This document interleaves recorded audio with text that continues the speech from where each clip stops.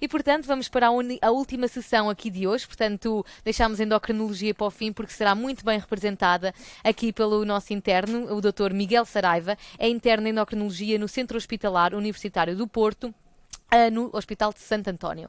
O Miguel é também o nosso professor de endocrinologia, arrisco-me a dizer que é um dos melhores professores que nós temos e, portanto, tenho a certeza que muitos de vocês estão com algumas saudades das aulas incríveis e dos esquemas de vitaminas que o Miguel passava, que eram realmente muito, muito boas. E, portanto, podem aqui matar as saudades, aproveitem para esclarecer as vossas dúvidas e tenho a certeza que muitos de vocês vão sair então com o bichinho da endocrinologia, porque vão ver que o Miguel é realmente muito cativante e espero que corra tudo bem. Obrigada, Miguel. Olá a todos. É bom estar convosco novamente. Também já tinha saudades. Espero que se encontrem bem e que o ano comum seja a ser um ano de feição, mesmo que tenha dado para fazer, para perceber várias coisas como funciona a medicina, mas também fora dela. Como a Marta disse, eu então trabalho no Hospital de Santo António, sou interno de endocrinologia no Centro Hospitalar Universitário do Porto. E venho aqui falar um bocadinho sobre aquela que é a minha especialidade. Vou tentar ser cativante, como a Marta disse, mas também passar sinceridade e dizer-vos realmente como é que isto funciona.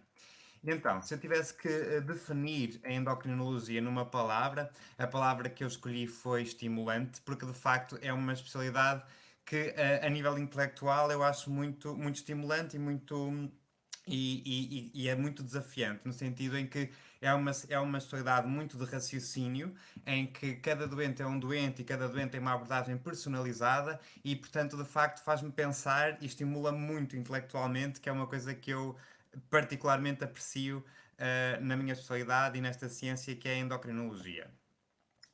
Em relação aos principais pontos positivos que eu vos queria aqui dizer, pronto, isto também é de uma perspectiva pessoal, daquilo que para mim, aquilo que a mim me interessa, é uma especialidade multissistémica, portanto é uma especialidade médica que me permite ver o doente como um todo nos seus vários órgãos e sistemas e que é uma especialidade através da qual eu não sinto que tenha sido amputado de alguma forma a minha capacidade de ver um doente globalmente, de gerir as patologias mais comuns dos doentes, não é? No serviço de urgência, no serviço de consulta e, portanto, de facto, que a sociedade também está muito intimamente ligada à medicina interna, obrigando-nos a ter um raciocínio generalista e, portanto, eu gosto muito de ser médico, gosto muito de clínica e, portanto, para mim interessava-me uma especialidade em que eu não perdesse essa mão à patologia sistémica dos doentes. Depois, a endocrinologia é uma especialidade que tem doentes muito diversificados. O que é que isto significa? Significa que eu, numa manhã de consulta, por exemplo, consigo estar a atender um velhinho diabético dependente, e a seguir uma jovem com patologia tiroideia, a seguir uma pessoa de meia idade com uma coisa completamente diferente, e portanto nós não temos propriamente um doente tipo. Nós vemos de tudo, desde crianças a idosos, com patologias muito diversas, de órgãos diversos, e portanto isso para mim me agrada porque acaba por quebrar um bocadinho a monotonia da consulta, o facto de ter vários tipos de doentes diferentes.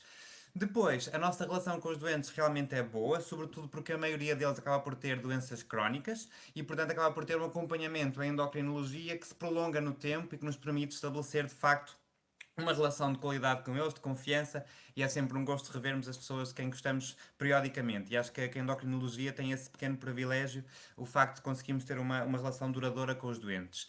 Depois é uma especialidade que, findo o internato, não é? Terá uma boa qualidade de vida, no sentido em que nós não temos que fazer urgência, portanto, não fazemos, se não quisermos, não fazemos noites, não fazemos fins de semana, não fazemos feriados, e portanto temos tudo isso livre para o resto da nossa vida depois de terminado o internato. E nesse sentido é aprazível ou apetecível para quem privilegiar de facto esta questão da qualidade de vida. É uma especialidade também que é muito fácil de trabalhar no setor privado, no sentido em que para eu atuar como endocrinologista eu preciso de um computador e do doente e de um laboratório. É só isto, não preciso de grandes equipamentos, máquinas XPTO para fazer tratamentos, etc., como são outras especialidades. E portanto, de facto, nós só precisamos de uma salinha, de um consultório e conseguimos fazer privado em qualquer lado e por isso há muita oferta e há muita procura de endocrinologia no setor privado e isso também para quem tiver interesse é uma sociedade boa para isso. O principal ponto positivo, na minha opinião, é este antepenúltimo, porque é de facto uma especialidade que é muito alicerçada no raciocínio clínico. Nós temos que saber muito a fisiologia, entender muito bem a fisiopatologia, e é uma especialidade que é mesmo de entender, não é de perceber. E acho que só entendendo a fisiopatologia é que nós nos conseguimos tornar bons endocrinologistas, porque de facto decorar e aplicar não existe. Nós somos uma sociedade que segue muito pouco receita de bolo. Nós não vamos tratar aquela patologia da mesma maneira em todos os doentes. Não, nós temos que olhar para aquele doente, perceber as suas comorbilidades, as suas capacidades e adaptar a nossa intervenção individualmente a cada doente. Eu consigo ter doentes com a mesma doença no mesmo estadio e estar a tratá-los de maneira completamente diferente, e tenho razões para o fazer. E por isso eu gosto também muito disso na endocrinologia, no sentido em que nós de facto não seguimos receitas de bolo, guidelines acriticamente, não tratamos todos os doentes, sei lá, com fibrilação auricular da mesma maneira, por exemplo. Não, nós tentamos adaptar à realidade de cada doente. É uma especialidade que está em franca expansão sempre, já está assim há vários anos e continua, sobretudo na área da diabetes, em que cada vez temos mais dispositivos tecnológicos, e é uma especialidade que também está intimamente ligada à investigação científica, que não era uma coisa que propriamente me seduzisse muito ao início, mas que agora até já aceito e já participo de bom grado, mas de facto é uma especialidade com componente de investigação científica fortíssimo para quem se interessar por isto. A nível dos pontos negativos, e acho que isto é transversal a quase todos os internatos médicos, é de facto existe aqui uma curriculite, no sentido em que o currículo é muito valorizado na prova final, às vezes eu sinto que eu e os meus colegas sentimos que muitas vezes estamos mais tempo a estudar estatística e a fazer trabalhos do que propriamente a estudar o nosso manual de endocrinologia, e isso é mau. Acho que isso é deletério para a nossa formação, mas acho que é um problema constitucional e não exclusivo da endocrinologia. Agora sim, um problema quente na endocrinologia é a discrepância na obrigatoriedade do serviço de urgência. Nós hoje temos hospitais que nos obrigam a fazer urgência pela medicina interna até ao final do internato, até ao final do quinto ano ou até ao final do quarto, e outros em que só fazemos um ano, outros em que fazemos dois, outros em que fazemos três, outros em que fazemos dois ou três, mas não inclui fins de semana ou feriados ou noites. Portanto, isto é altamente discrepante e acaba por nos pôr em situação de desigualdade, porque obviamente quem deixa de ter fins de semana e noites ao final do primeiro ano vai ter sempre muito mais tempo ao longo do internato para fazer mais trabalhos, para estudar, etc. Portanto, isto é uma coisa realmente má e angustiante na endocrinologia, acho eu. Depois, é uma especialidade, como eu já disse também, muito alicerçada no raciocínio e na teoria, e por isso tem poucas técnicas práticas, e portanto, quem gostar de pôr a mão na massa, por assim dizer, não é uma boa especialidade. Nós temos mesmo poucas técnicas, nós somos uma especialidade sobretudo de pensar e não de fazer. E depois, como também temos poucas técnicas, a nossa remuneração a nível privado, em que tudo se paga à parte, não é? A consulta paga-se, cada técnica se paga, nós acabamos por ser das especialidades no privado, apesar de sermos daquelas que têm mais facilidade para fazer, comparando com outras, temos uma remuneração inferior pelo facto de termos menos técnicas do que a maioria das especialidades cirúrgicas ou médicas. E outras duas questões aqui também é a nível de colocações dos especialistas, porque de facto os hospitais centrais começam a ficar lotados, cada vez mais a endocrinologia se está a espalhar para hospitais periféricos, com serviços menores, com menos valências, mas está cada vez a crescer mais, mas ainda assim prevê-se que o rácio especialistas vagas não seja favorável dentro de poucos anos. Eu diria 5, 6, 7 anos, se calhar já vamos ter que começar a ter problemas com isto. Vamos ver. Em relação à organização do internato per si, é um internato de 5 anos, em que nós temos estágios obrigatórios e opcionais. Os estágios obrigatórios ocupam 4 anos e meio, e os estágios opcionais correspondem apenas a meio ano. Dentro dos estágios obrigatórios nós temos 4, são os estágios de endocrinologia geral, ou também designado por endocrinologia, diabetes, metabolismo e nutrição, o estágio da medicina interna, o estágio de laboratório de endocrinologia e o estágio de endocrinologia pediátrica. Dentro dos opcionais nós temos algumas opções que são sugeridas pelo decreto de lei que regula o nosso internato, que são estas que estão aqui listadas, mas também podemos escolher outras se for do nosso interesse e se o nosso diretor de serviço aprovar que nós façamos outra componente como estágio opcional. Os nossos estágios opcionais têm uma duração de 2 a 6 meses e se nós só temos 6 meses dedicados a estágios opcionais, significa que nós podemos fazer 1, 2 ou 3, não é? Podemos fazer um de 6 meses, ou 3 de 2 meses, ou então 2 de 3 meses, por exemplo. Portanto, acabamos por ter aqui alguma margem no número e em como queremos estruturar os nossos estágios opcionais. A nível de progressão durante o internato, o que é que acontece? O nosso primeiro ano é passado exclusivamente na medicina interna, são 12 meses apenas de medicina interna.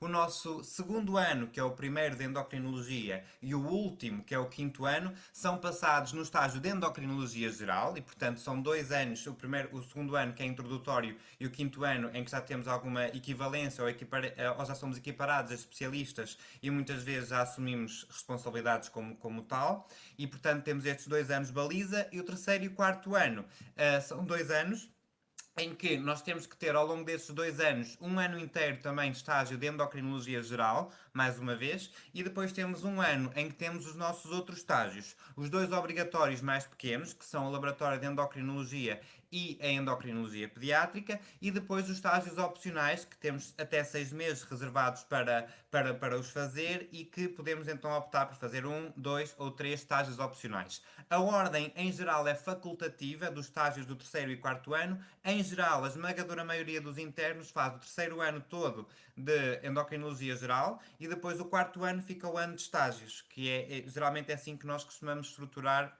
e é assim que está mais convencionado, até porque os serviços precisam de nós e estão a contar com os internos do terceiro ano para estarem na endocrinologia geral. Em relação a como escolher o hospital, as vagas de endocrinologia têm oscilado bastante nos últimos anos. Há anos em que há poucas, há anos em que há muitas. Nós nunca sabemos muito bem o que é que vai acontecer. Acho que é importante pensar se preferimos fazer a especialidade num hospital periférico ou central, atendendo a que no central nós provavelmente vamos, se calhar, trabalhar um bocadinho mais, ou por outro lado vamos ter uma carga horária superior e mais vezes vamos ter urgência de medicina interna, por exemplo, em detrimento de um periférico. Num periférico, se calhar, não vamos ter todas as valências e vamos ter que fazer algumas noutro tipo de hospital e isso implica deslocações, etc. É importante ver se o serviço para o qual nós vamos fazer o internato tem internamento ou não. É suposto que todos os internos de endocrinologia passem no internamento de endocrinologia, mas muitos serviços de endocrinologia não têm internamento, mesmo os serviços de hospitais centrais. E, portanto, às vezes é preciso fazer internamento noutros hospitais para termos essa componente. E é preciso perceber quanto tempo é que está preconizado naquele serviço os internos de endocrinologia passarem no internamento. Porque há serviços que consideram 2 meses, serviços que consideram meio ano e serviços, como é por exemplo o meu, em que nós passamos um ano inteiro só a fazer internamento ou internamento e apenas uma tarde de consulta por semana. É importante perceber se o serviço dispõe de todas as valências ou não, ou seja, se tem a de unidade formativa completa ou parcial, e se ela for parcial, onde é que nós podemos ir buscar as valências que nos vão faltar para termos então a de unidade formativa. É importante perceber se é um serviço onde se fazem citologias da tiroide. A citologia da tiroide é das poucas, se não a única técnica que existe em endocrinologia, e nós temos que ter números desta técnica quando terminamos o internato. E, portanto, é importante perceber se o nosso serviço faz citologias da tiroide, se os internos fazem, se os internos participam, ou se temos que completar esta componente noutro sítio que faça citologias da tiroide. A questão do SU de medicina interna é sempre importante relembrar. Claro que agora existe um decreto-lei que vai procurar colmatar esta situação e vai procurar homogeneizar o tempo de medicina interna no internato de endocrinologia, mas nós estamos com este decreto-lei na ACSS estagnado desde 2019. Portanto, não sabemos quando é que ele vai ser de facto publicado e aprovado e, portanto, estamos à espera e para já continuamos com a mesma discrepância, com a mesma heterogeneidade no que toca a este assunto.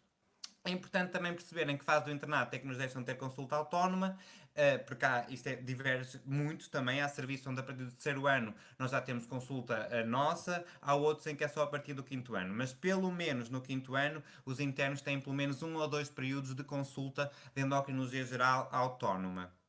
Em relação à facilidade de investigação científica, é uma pergunta sempre muito pertinente.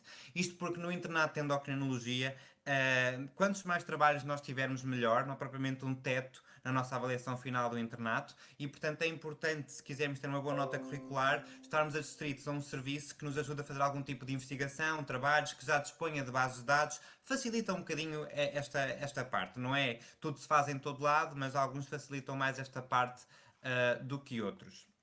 Em relação à minha perspectiva pessoal, quando eu escolhi endocrinologia, portanto, eu queria uma especialidade médica, multissistémica, e fiquei exatamente em dúvida com outras especialidades médicas multissistémicas de raciocínio, sobretudo abstrato, e que fossem mais teóricas do que práticas. Portanto, eu fiquei aqui na dúvida na nefrologia, na neurologia, eu cheguei a fazer estágio destas duas antes de escolher endocrinologia, e também da medicina interna, que sempre foi uma área para a qual eu tive muito vocacionado, acho que é uma área lindíssima da medicina, e ainda hoje me degladio sobre se devia ou não ter ido para a medicina interna, porque de facto eles têm uma diversidade de atuação que eu não tenho enquanto endocrinologista. Eles trabalham no SU, emergência, internamentos, consultas, e têm uma diversidade de atuação um bocadinho maior do que a nossa e têm muito mais técnicas do que nós, apesar de terem, não é, como toda a gente sabe, menor qualidade de vida no sentido em que fazem fins de semana, noites, urgências complicadas até tarde na carreira médica, mas ainda assim acho que é uma especialidade para a qual eu ainda balanço muitas vezes, será que fiz bem, será que fiz mal em escolher endocrinologia e não medicina interna. Pronto, para terminar, em relação ao ranking e às escolhas de endocrinologia, tem sido altamente variável. Há anos, como foi o ano 2018, em que houve muito poucas vagas e fechou até numa posição relativamente alta, na posição 204. Há 2 anos já fechou na 643 porque abriram muitas vagas, e o ano passado na 545. Anda aqui por volta disto, ou seja, é uma especialidade com uma nota relativamente alta, mas não é das mais altas. Geralmente há serviços que fecham nos primeiros 50 a 100, logo. Há sempre algumas pessoas interessadas em endocrinologia e que acabam por escolher esse serviço sempre preferencialmente. São os serviços centrais grandes, como é o Hospital de São João, por exemplo. E esses acabam sempre por fechar numa posição alta. A nível dos hospitais mais periféricos, ou hospitais que tenham mais tempo de medicina interna, geralmente consegues escolher uma posição um bocadinho mais confortável, acaba por sobrar vagas até lá. Pronto, e era mais ou menos isto que eu vos queria dizer da minha parte. Estou aberto a dúvidas, questões, angústias, coisas que queiram perguntar. Muito, muito obrigado, Miguel. Portanto, realmente correspondeste perfeitamente às minhas expectativas, que eram muito altas. Portanto, foi uma apresentação excelente. Gostei imenso de te ouvir falar. Acho que o Miguel tem mesmo muito jeito para transmitir todo o tipo de informação que ele queira e realmente tem o dom da palavra. E, portanto, muito, muito obrigada, a sério. Acho que foi uma apresentação muito rica e que esclareceste muitas das dúvidas que os médicos que vão escolher a especialidade brevemente tinham. Vamos só esperar um bocadinho a ver se surgem algumas dúvidas no chat. Se não surgirem é realmente porque ficaram todos muito, muito esclarecidos e elucidados aqui com todas as explicações do Miguel. Muito bem. Resta-me também novamente agradecer, Miguel, não só pela tua participação hoje aqui, mas por todo o teu trabalho na academia. Portanto, a APNA gostava realmente de te agradecer publicamente. Acho que tens feito um trabalho fantástico e, mais ainda, hoje, obrigada também. Obrigada por todos os que estão aqui a ouvir. Acho que foi realmente muito, muito rico e gostamos muito de te ter cá. Parece que não havendo mais questões, despeço-me então. Obrigada, Miguel. Um resto de um bom dia.